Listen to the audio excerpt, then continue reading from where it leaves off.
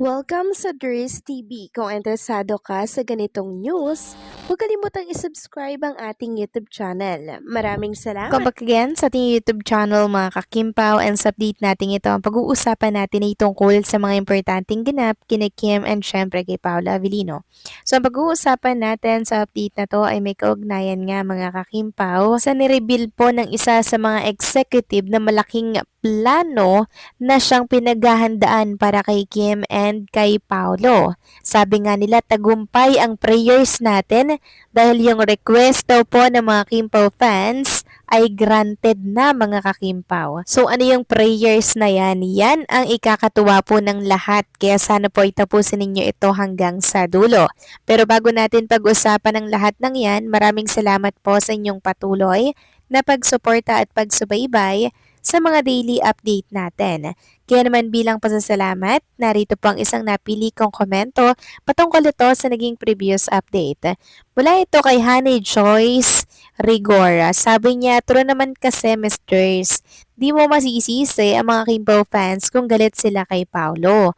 Kung talagang walang kinalaman sa pag-post sa pics nila ni Maha at sinasabi na ang nakahawak sa account ay ang manager niya, imposible naman na di alam yan ni Paolo at di pinaalam kay Paolo.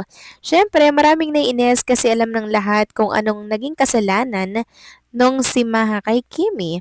Mas happy nga kung di buntis si Kimi para kung sakaling lokohin lang ni Paolo, may chance pa si Kimi na mahanap niya yung totoong magmamahal ng tunay sa kanya. Kimi, subukan mo kaya pumili ng non-showbiz na maging katuwang mo panghabang buhay.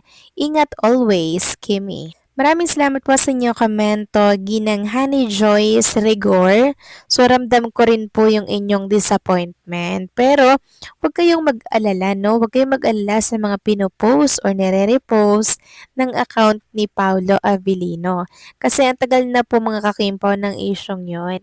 Siyempre, marahil, nakamove on na rin si Chinita Princess doon. So, mga artista sila kasi, kaya naman ang hirap pong gumalaw pag merong mga kagalit or kairingan. Kaya mas minamarapat na lamang ni Chinita Princess at Paolo na kumilos ng parang wala lang. Kahit deep inside, ang sakit, ang hirap, 'di ba, ng sitwasyon at pinagdadaanan po nila. Pero tayong mga Kimbo fans, nauunawaan po natin yung pinagdadaanan po nila. At lagi nating tatandaan mga kakimpaw na pag red flag po ang isang lalaki, lalayuan na po yan ni Chinita Princess mga kakimpaw. Hindi na po yan mag-i-stay dyan. So meaning ng pag-i-stay ni Kim kay Paolo is talagang nakikita niya po yung pagmamahal, yung worth niya mga kakimpaw. Kaya wag nating kino-question ang pagmamahal ni Paolo kay Chinita Princess. So maraming salamat po sa inyong komento. God bless po at mabuhay kayo. So ito na nga pag-usapan na natin mga kakimpaw, mga topic na nakalap natin sa update na to. At unahin na nga nating pag-usapan ng ganap kay Chinita Princess kanina. So present muli si Chinita Princess mga kakimpaw sa It's Showtime. Sobrang ganda po ng OOTD niya, no? Parang naamoy ko malapit na ang Christmas kasi naka-color red po siya ng skirt, tapos color red din po ng boots, tapos may color red din yung manggas ng kanyang pullover or jacket na suot kanina. Sobrang Koreana po yung datingan dito ni Chinita Princess. Sobrang saya na naman ng mga Kimpo fans.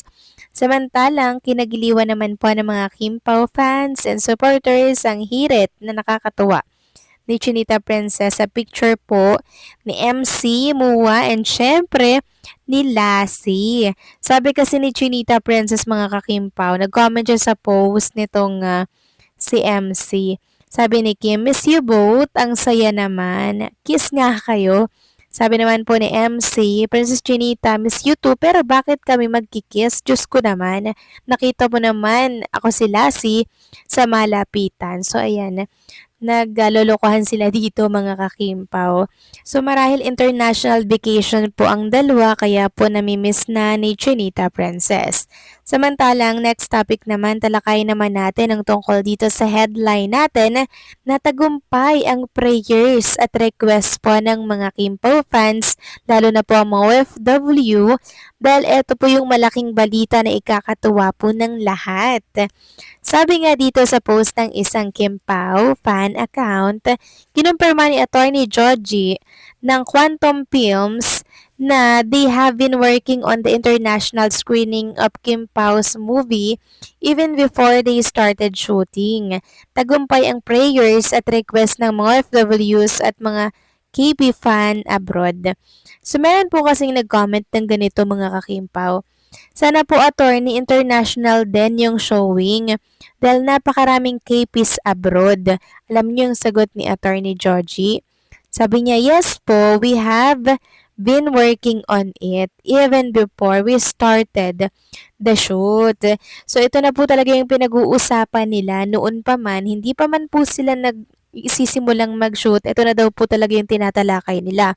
Layunin talaga nilang maipaabot buong mundo mga kakimpaw, saan man panig po ng bansa, sana daw ay maabot itong movie ni Kim and Paolo. Nakakatuwa lang dahil hindi lang po dito sa Pilipinas natin mapapanood ang movie na yan mga kakimpaw. Maging ang mga OFW natin makakapanood din po. International ang movie na yan. So grabe, paniguradong marami po or malaki ang kikitain nito mga kakimpaw. Hindi lang kasi sa Pilipinas maging sa iba't ibang panig po ng ating mundo, dadalhin talaga itong i-perfect marriage ni Kim and ni Paolo. So nakakatuwa lang yung banner nila dito kasi mga kakimpaw, mukhang buntis na si Chinita Princess. Yes, buntis na si Chinita Princess pero sa movie po yun mga kakimpaw ha. Sa movie po nila na i-perfect marriage na pagbibidahan po nila ni Paolo. Super good news mga kakimpaw nito na maging ang abroad, mga taga-abroad ay makakapanood na rin sa wakas ng movie nila. Yung iba kasi, di ba, uuwi pa ng Pilipinas para po manood ng pelikula ni Kim and Paolo sa sinihan. At ang good news naman is mapapanood na ito sa iba't ibang panig po ng mundo.